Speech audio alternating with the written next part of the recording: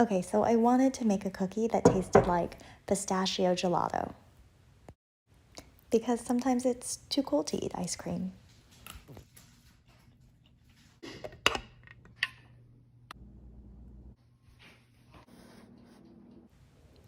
For this recipe, you'll need measuring spoons, a big spoon to stir it with, a knife, and a cutting board. One big bowl and a smaller bowl. I always forget what this thing is called, a trash compactor. A wire rack, a sheet pan that fits in your freezer, and parchment paper. I forgot what this is called too. A bench scraper, an offset spatula, and a scale. In the smaller bowl, weigh out 120 grams of sugar and 60 grams of pistachio.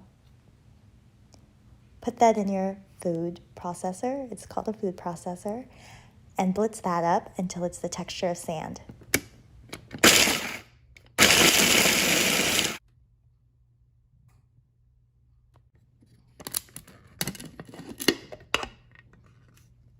It smells so good when I open that up.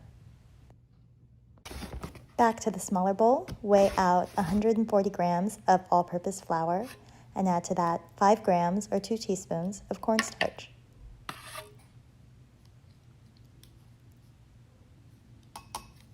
And now comes the secret ingredient, a scant quarter teaspoon of cream of tartar.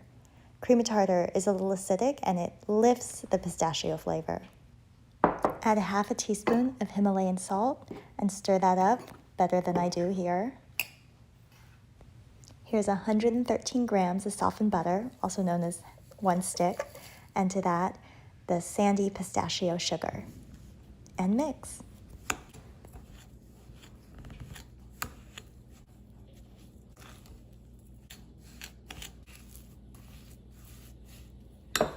When it's mostly come together, add a teaspoon and a half of vanilla extract. These are half teaspoon measurements, so that's 3 of them. Fractions at work. And then half a teaspoon of almond extract. Oh, and this is the fun part. I love these guys. 2 drops of green food coloring.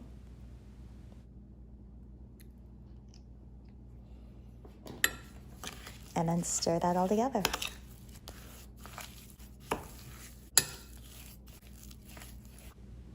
Now these are the dries, stirred well, and at first it'll seem like too much flour for the recipe, but it's not. Actually, this is like the bare minimum of flour. These are really buttery, which is why they melt in your mouth when you eat them. Now that there's no more floury bits and I can make a clump with it, I'm going to spread it out onto parchment paper and roll it up into a log.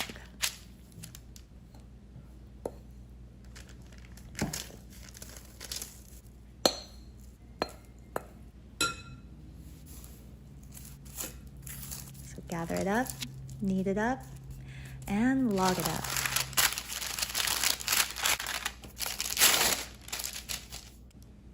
I like to use a bench scraper to sort of make the roll look its tidiest.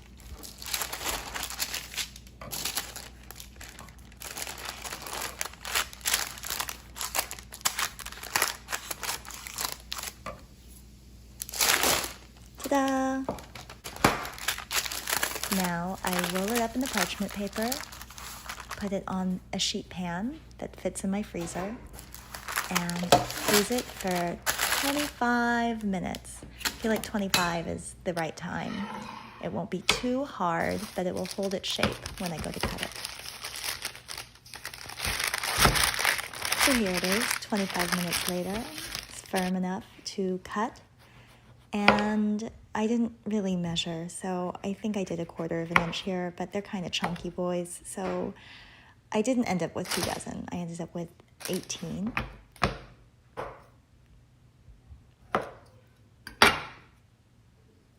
That's a little snack for me.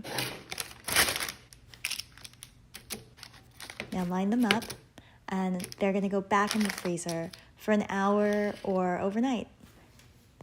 Now it's time for arts and crafts. I'm going to sprinkle some sugar over the top.